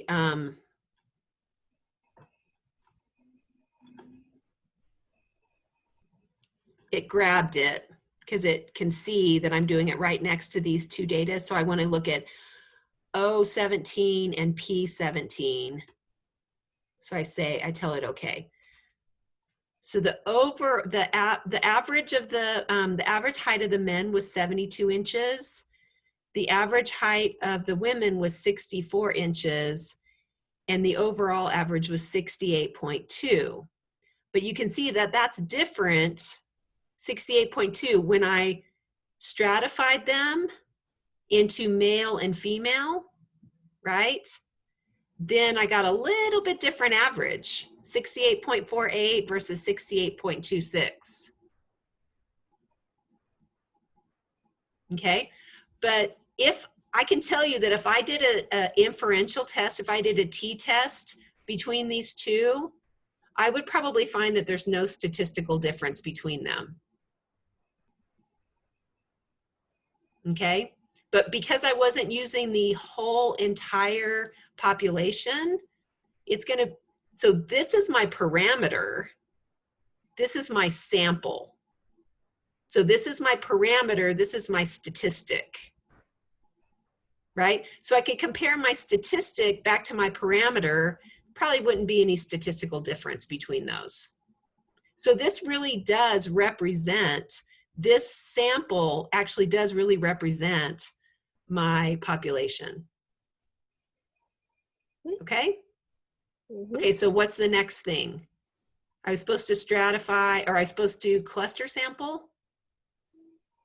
Yeah, that was the third one. Okay, I probably should have done that third because it really does matter if you do it in order, but I got lazy because I wanted to explain that first. Okay, so now I'm gonna re-sort. So I've gotta grab everything again, and I'm gonna re-sort. So I go back to home, back to sort, back to custom sort, and now I'm gonna re-sort by their home area, right? Because I was cluster sampling. Yes. Okay, so I'm gonna go back by their area, no, area of residence. Okay, so now I've got all the ones, then the twos and the threes and the fours and the fives. Okay, so what does it ask me to do? Once I cluster sample, cluster. Randomly sampling 2 of the 5 locations and then calculating the final average height based on the cluster averages. Okay, so I've got 5 groups and I want to randomly select out of those 5 groups. Okay, so what I can do to get a random selection, so if I just want to randomly select, I can make it easier. I can put group 1, group 2, group 3, group 4, group 5. I can do that. Or the other thing that I can do is I could randomly select out of this whole group to get my, I'm selecting 2. 2 of the 5, yeah. 2 of the 5. Okay, so what I can do is I can go in and I can say that I want to randomly select. So I go back to data. I go back to data analysis. What are you going at 2? You're going to go at 2? Okay, you got to give me a few more minutes. I got to finish this. Okay, so I'm going to go back to the data analysis.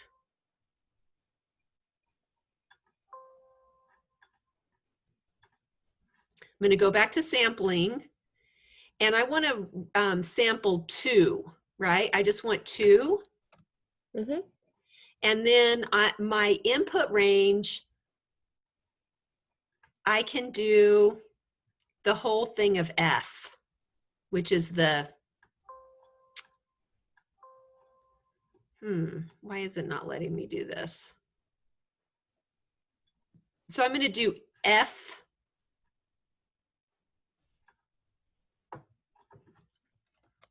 F2 to F47. Okay, I want 2 of them, and I'm going to put this in Q2.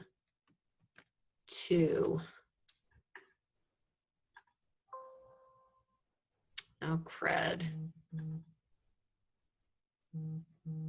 Oh, should have been F4. Sorry, you guys.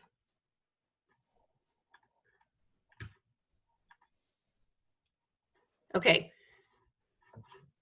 so let me get back here.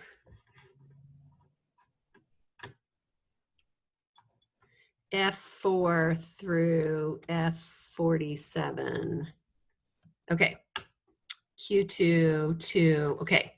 So it selected 2 and 1. Okay? Mm-hmm. So I'm going to use those 2 groups. So I'm going to use Pueblo and Denver as my 2 groups. Okay?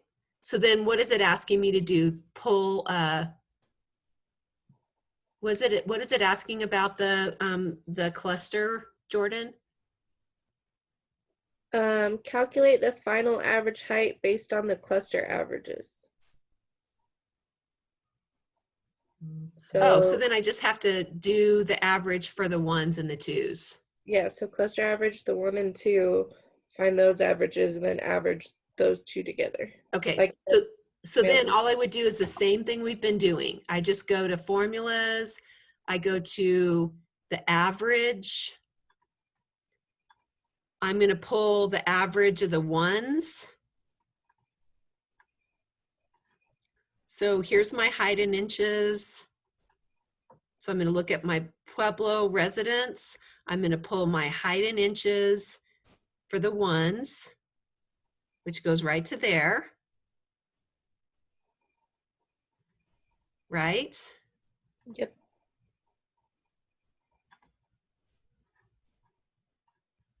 Uh-oh, I was in the wrong place.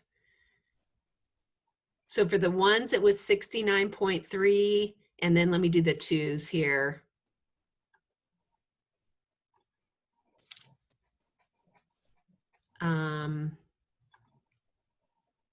Average, okay.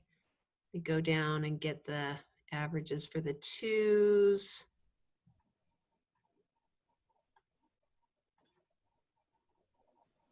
Starts right here. Pull this data, right? Mm-hmm. Okay. So there's the averages for area, that's area 1, and this is area 2. Okay. And then we just do the convenience sample, right, of the athletes versus the non-athletes. That was the last one, right? Yes. Okay, so once again, I just go resort.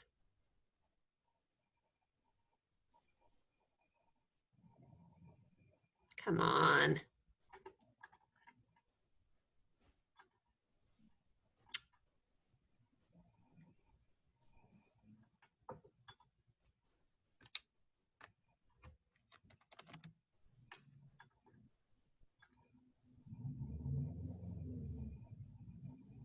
So resort, grab everything, go to home, sort, custom sort, and this time I'm going to sort by whether they're an athlete or not.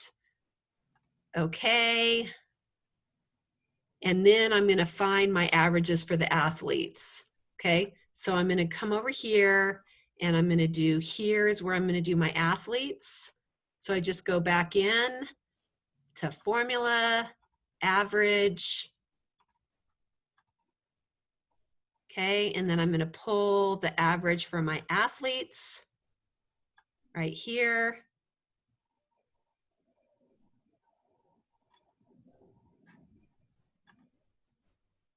Okay, and then I'm going to pull the average for my non-athletes.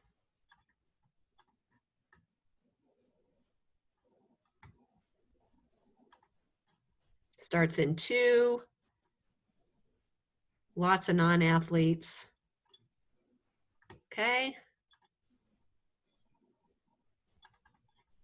So these are my athletes, and these are my non-athletes. Okay, so what are the questions that they're asking? What's the questions now? So let's see if we can answer the questions.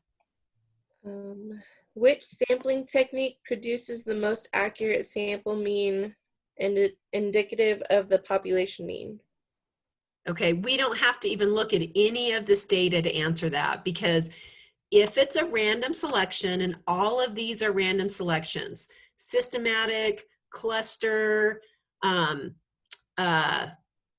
systemic, I'm sorry, systematic, and then what's the other one? Because systematic was the other, every fifth. The true random, we had it represent the males and the females. That's, why am I blanking on the word? The one that represents, Catherine, you're muted. Stratified? Stratified, okay? Those are all random. And if it's a random sampling technique, they're all gonna do a good job. So none of them is better than the other. You use them in different ways because maybe you want a stratified sample to represent your population, or maybe you want cluster because it's going to be just way easier to work with certain groups. So you choose your random sampling technique based on what your needs are, but they're all valid. Okay? So which one's better? None of them are better than the other. Okay? What's the next question?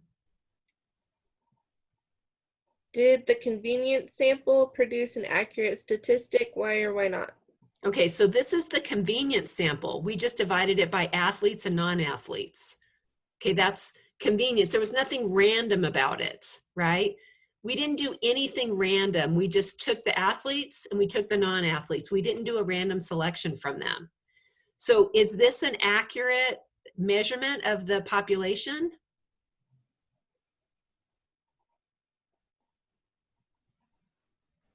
I mean, wouldn't it be? So when we look at all of these the random ones, like we look at we can get all of these averages. So here's our systematic sample. We never did get an average of that. So let's do a quick average. Whoops, something went wrong there. I was in the wrong,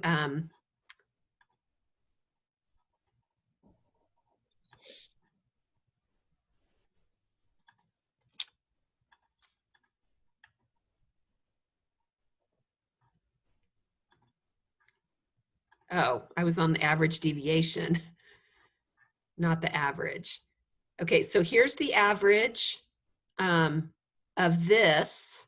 Let's do the average of this one. So we've got, that still doesn't seem right. That should have been 2 to 9. Well, because remember for our first one, we only had 8 because we did every 5th person. Yeah. So 2 to 9. Okay, and then we have this one, which is the true random one.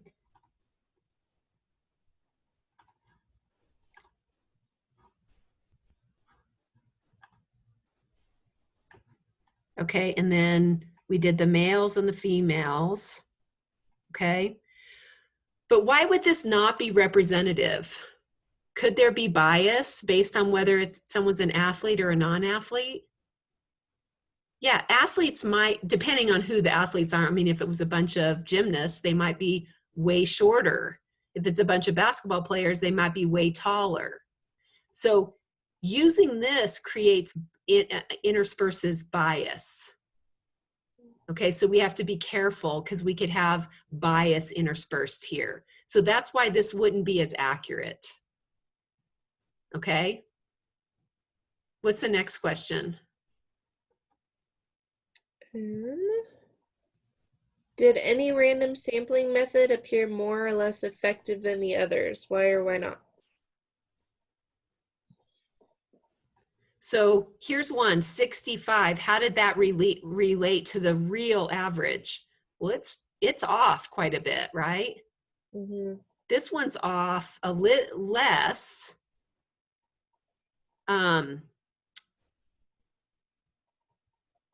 We did our, let's see, we had male and female, but then when we did the total, this one seemed a lot closer, right? Mm-hmm. So the one that was a lot closer, why do you think that was closer to this versus Because these? a larger sampling pool? Yes, exactly. So if we would have had a systematic sample that had just as many participants, we would have been very similar back to this parameter. But because there was a smaller number that was pulled, you can see even this small number, it was less accurate. So we know the larger sample sizes, 15 to 30, are going to be much more accurate than 8 and 9. Okay, makes sense? Mm-hmm. Any other questions? Or was that the last question? Did stratification of the sample indicate a possible relationship between height and gender? Yeah. Do you see any, was there a relationship? I mean, males are taller. Yeah, there is a relationship. So males tend to be taller than females. So if you look down here, you can see all of this, all of the same thing, okay? Systematic sample, now these are gonna be, because every time you do a sampling, it's gonna, you know, sample a little bit different because it's random, okay?